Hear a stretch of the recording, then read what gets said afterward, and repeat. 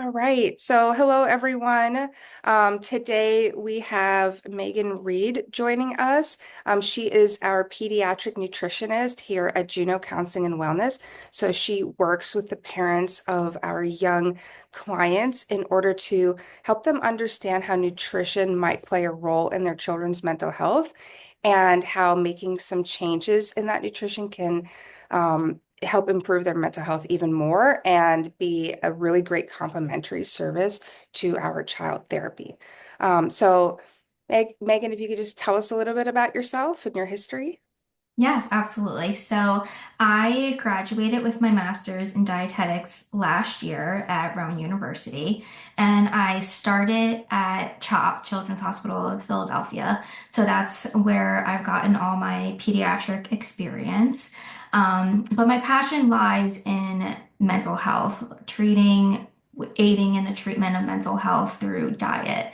So that's why I came here because that gives me the perfect opportunity to do what I'm really passionate about. And I'm very excited. I feel like I have some good tips and I think it can be really, really impactful for these children.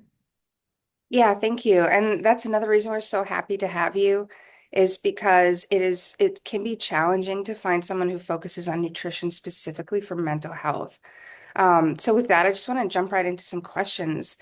Yeah. The first thing is, I know that a lot of parents start to think about nutrition and maybe food additives and things like that, and how those might be affecting their kids in terms of their emotions or their behaviors. And there's so much information online, and they're not really sure how to sort through it. Mhm. Um, but maybe you can tell us, like, what is one major problem you're seeing in kids' nutrition these days, like in general?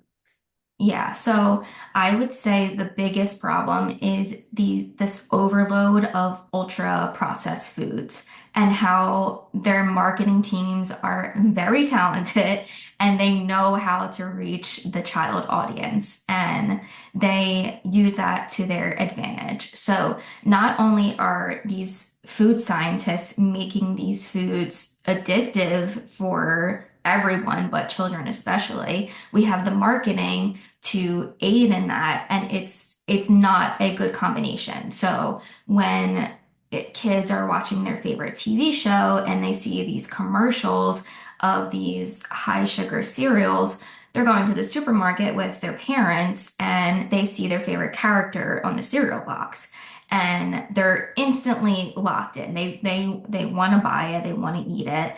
So they're having this fun character on this package and then they're eating this cereal and it's addictive. It tastes really good, but the problem with that is there's hardly any micronutrients. There's no protein, there's no fiber. So we're getting this blood sugar spike, which I'll talk about more later.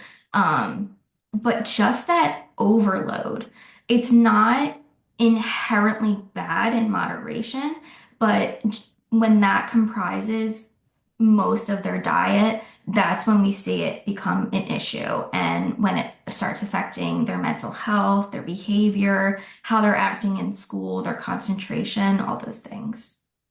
That is so true. I remember that myself as a kid, that the cereals especially, they're so tempting when you see those commercials. And I'm still could be a cereal addict if you allowed me. I love kids cereal personally. But it is like it hits in that certain way. And you're right, they are designing these things so that you want more and more and more. Mhm.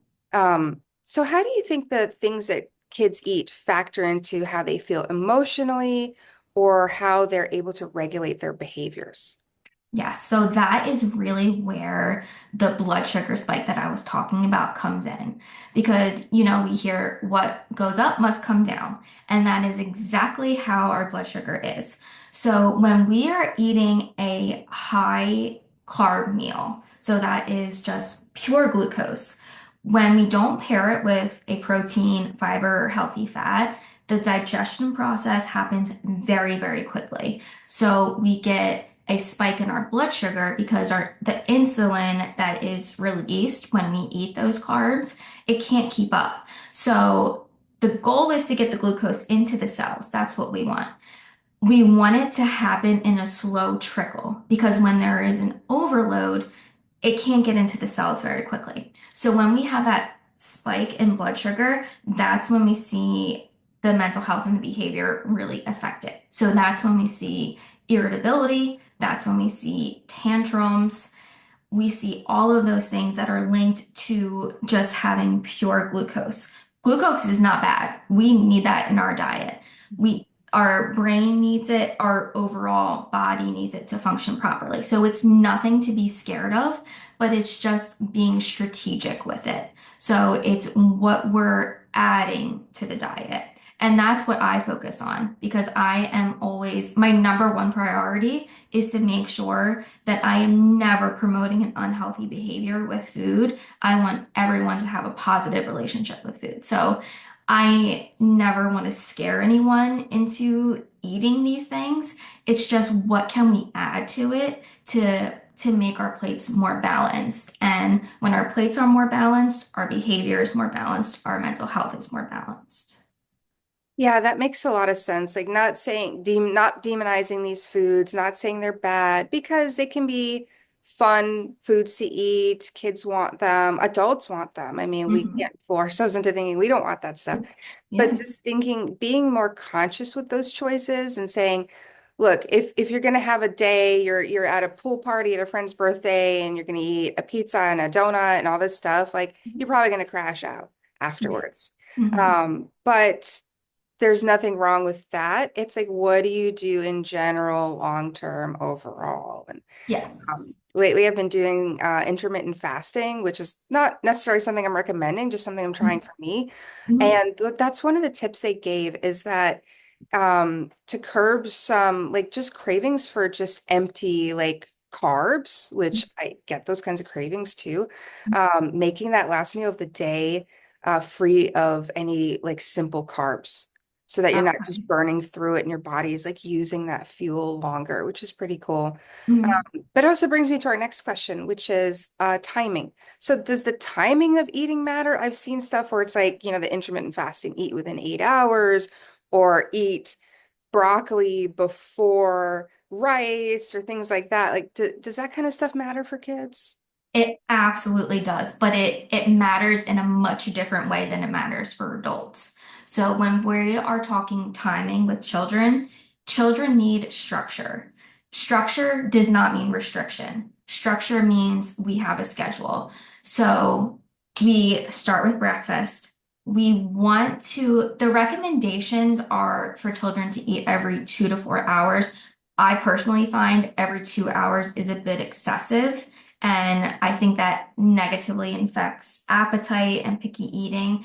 So I like to say every 3 to 4 hours, but every child is different. Some kids might need every 2 hours, but the rule of thumb, 2 to 4 hours. So that starts to create a trust in their bodies because when they have consistent meal times, consistent snack times, their body is always trustful that they will get another meal. So that is avoiding binging, overeating later in the day, craving these sweets because when we crave sweets, our bodies are smart. It knows that we haven't had enough carbs like earlier in the day. Right.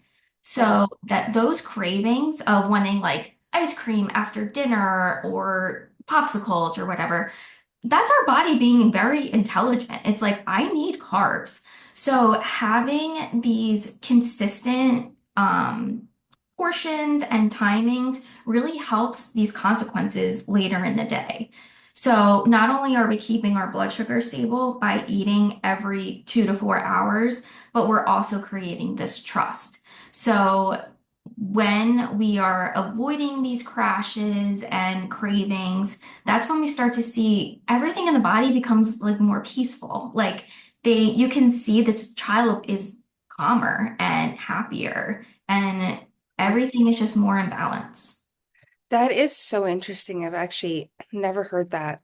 That, yeah, if you're having those cravings, I've heard stuff like the more carbs you eat, the more carbs you're gonna want, it's gonna make cravings. But it sounds like if you're not eating enough of those healthy carbs at the right times of day, that's what can fuel some of those cravings. Your body's just wanting that quick energy. Absolutely. So Yep. interesting. I've Mhm. noticed that we keep some snacks in house here in our lunchroom for our staff, but we also offer them to any of our clients if they're coming in just hungry or exhausted. And our kid therapists tend to really rely on that because our kids will come in after school and they're hungry. Now, our snacks are going to be pretty like simple carb heavy because that's just what is the most stable to just keep on hand for us. Right. But we have found they're able to actually kind of calm down a little and just focus on engaging in the therapy where otherwise they might be a little cranky and not able to do so. Yes, that hangry term Yeah. is so real. They get so hungry and it turns to anger because their body is like, give me food, give me energy. I need this fuel. Yeah. I get that way too. Yeah, same. Hangry is real. Yes. Um, so I know that, like my social media feeds are bombarded with don't eat this, don't eat that, don't eat this, that kind of stuff. And I know that for parents, it's like especially scary or emotional because you want to give your kids a good foundation. So a lot of parents worried about certain food additives and things like that. So you touched on this a little bit, but what if parents do get worried that they shouldn't give their kids any sugar or any artificial ingredients? Like I've personally seen kids that tell me, mom and dad don't let me have this and that at home. I eat it at my friend's house. They want these kind of junk foods. They want those additives.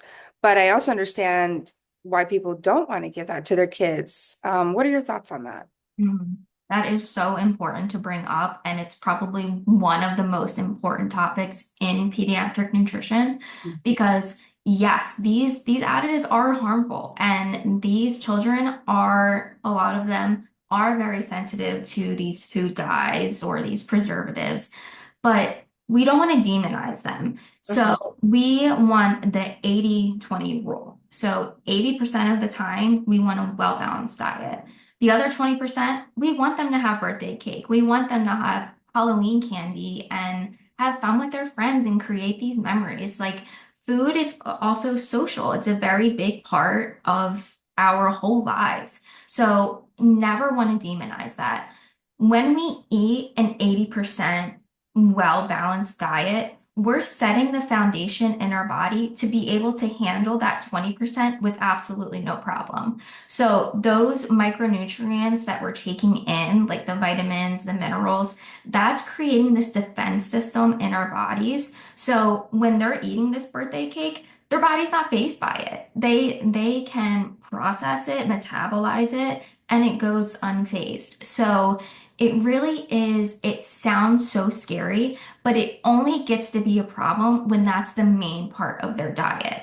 Mhm. We have, I mean, we've all heard of Darwin's survival of the fittest. As humans, we have developed to be able to handle these foods. They're around, our environment has accepted that, red 40 is going to be in our diets, unfortunately. So we do now have systems in place in our bodies and with these helpful micronutrients to be able to tackle those things when they are given in moderation. That's really good to hear because I know that a lot of these additives are in things that you wouldn't even realize, like barbecue sauce, which I'm a barbecue sauce person, dip my chicken in barbecue sauce, sugar, colors, it has all that stuff in it. But I'm like only eating this much, and you're saying if we're eating like a good solid foundation, you can have that, you can have the candy sometimes, as long as you're just not overdoing it.